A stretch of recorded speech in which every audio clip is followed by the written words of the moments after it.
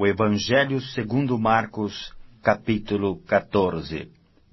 Dali a 2 dias era a Páscoa e a festa dos pães asmos, e os principais sacerdotes e os escribas procuravam como o prenderiam à traição e o matariam. Pois diziam, não durante a festa, para que não haja tumulto entre o povo. Estando ele em Betânia, reclinado à mesa, em casa de Simão, o leproso, veio uma mulher trazendo um vaso de alabastro, com preciosíssimo perfume de nardo puro, e quebrando o alabastro, derramou o bálsamo sobre a cabeça de Jesus. Indignaram-se alguns entre si e diziam, para que este desperdício de bálsamo? Porque este perfume poderia ser vendido por mais de 300 denários e dar-se aos pobres. E murmuravam contra ela. Mas Jesus disse, deixai-a, por que a molestais? Ela praticou boa ação para comigo, porque os pobres sempre os tendes convosco, e quando quiserdes, podeis fazer-lhes bem, mas a mim nem sempre me tendes. Ela fez o que pôde, antecipou-se a ungir-me para a sepultura. Em verdade vos digo, onde for pregado em todo o mundo o Evangelho, será também contado o que ela fez para a memória sua. E Judas Iscariotes, um dos 12, foi ter com os principais sacerdotes para lhes entregar Jesus. Eles, ouvindo-o, alegraram-se e lhe prometeram dinheiro. Nesse meio tempo, buscava ele uma boa ocasião para o entregar. E no primeiro dia dos pães asmos, quando se fazia o sacrifício do cordeiro pascal, disseram-lhe seus discípulos, onde queres que vamos fazer os preparativos para comeres a Páscoa? Então enviou 2 dos seus discípulos, dizendo-lhes, ide à cidade, e vos sairá ao encontro um homem trazendo um cântaro de água. Segui-o e dizei ao dono da casa onde ele entrar, que o mestre pergunta, onde é o meu aposento, no qual hei de comer a Páscoa com os meus discípulos? E ele vos mostrará um espaçoso cenáculo, mobiliado e pronto. Ali fazei os preparativos. Saíram, pois, os discípulos, foram à cidade, e achando tudo como Jesus lhes havia dito, prepararam a Páscoa. Ao cair da tarde, foi com os 12. Quando estavam à mesa e comiam, disse Jesus, em verdade vos digo que um dentre vós, o que come comigo, me trairá. E eles começaram a entristecer-se e a dizer-lhe, um após outro, porventura sou eu? Respondeu-lhes, é um dos 12, o que mete comigo a mão no prato. Pois o Filho do Homem vai, como está escrito a seu respeito, mas ai daquele por intermédio de quem o Filho do Homem está sendo traído. Melhor lhe fora não haver nascido. E enquanto comiam, tomou Jesus um pão, e abençoando-o, partiu e lhes deu, dizendo, tomai, isto é o meu corpo. A seguir, tomou Jesus um cálice, e tendo dado graças, o deu aos seus discípulos, e todos beberam dele.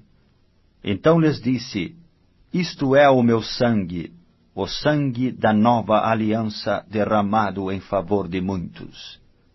Em verdade vos digo que jamais beberei do fruto da videira, até aquele dia em que o hei de beber, novo no reino de Deus. Tendo cantado um hino, saíram para o Monte das Oliveiras. Então lhes disse Jesus, todos vós vos escandalizareis, porque está escrito, ferirei o pastor e as ovelhas ficarão dispersas. Mas depois da minha ressurreição, irei adiante de vós para Galiléia. Disse-lhe Pedro, Ainda que todos se escandalizem, eu jamais. Respondeu-lhe Jesus: Em verdade te digo que hoje, nesta noite, antes que 2 vezes cante o galo, tu me negarás 3 vezes. Mas ele insistia com mais veemência: Ainda que me seja necessário morrer contigo, de nenhum modo te negarei. Assim disseram todos. Então foram a um lugar chamado Getsemane. Ali chegados, disse Jesus a seus discípulos: Assentai-vos aqui enquanto eu vou orar. E levando consigo a Pedro, Tiago e João, começou a sentir-se tomado de pavor e de angústia, e lhes disse: A minha alma está profundamente triste até a morte. Ficai aqui e vigiai. E adiantando-se um pouco, prostrou-se em terra e orava para que, se possível, lhe fosse poupada aquela hora. E dizia: Abba, Pai, tudo te é possível. Passa de mim este cálice. Contudo, não seja o que eu quero, e sim o que tu queres. Voltando, achou-os dormindo, e disse a Pedro: Simão, tu dormes? Não pudeste vigiar nem 1 hora? Vigiai e orai, para que não entreis em tentação. O espírito, na verdade, está pronto, mas a carne é fraca. Retirando-se de novo, orou repetindo as mesmas palavras. Voltando, achou-os outra vez dormindo, porque os seus olhos estavam pesados, e não sabiam o que lhe responder. E veio pela 3ª vez e disse-lhes: Ainda dormis e repousais? Basta, chegou a hora. O Filho do Homem está sendo entregue nas mãos dos pecadores. Levantai-vos, vamos, eis que o traidor se aproxima. E logo falava ele ainda, quando chegou Judas, um dos 12, e com ele, vinda da parte dos principais sacerdotes, escribas e anciãos, uma turba com espadas e cacetes. Ora, o traidor tinha-lhes dado esta senha: Aquele a quem eu beijar é esse, prendei-o e levai-o com segurança. E logo que chegou, aproximando-se, disse-lhe: Mestre, e o beijou. Então lhe deitaram as mãos e o prenderam. Nisto, um dos circunstantes, sacando da espada, feriu o servo do sumo sacerdote e cortou-lhe a orelha. Disse-lhes Jesus: Saístes com espadas e cacetes para prender-me como a um salteador? Todos os dias eu estava convosco no templo ensinando, e não me prendestes. Contudo, é para que se cumpram as Escrituras. Então, deixando-o, todos fugiram. Seguia-o um jovem coberto unicamente com lençol, e lançaram-lhe a mão. Mas ele, largando o lençol, fugiu desnudo. E levaram Jesus ao sumo sacerdote, e reuniram-se todos os principais sacerdotes, os anciãos e os escribas. Pedro seguira-o de longe até ao interior do pátio do sumo sacerdote, e estava assentado entre os serventuários, aquentando-se ao fogo.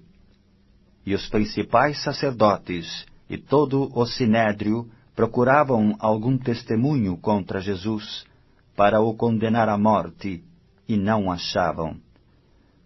Pois muitos testemunhavam falsamente contra Jesus, mas os depoimentos não eram coerentes. E levantando-se alguns, testificavam falsamente, dizendo: Nós o ouvimos declarar: Eu destruirei este santuário edificado por mãos humanas, e em 3 dias construirei outro, não por mãos humanas. Nem assim o testemunho deles era coerente.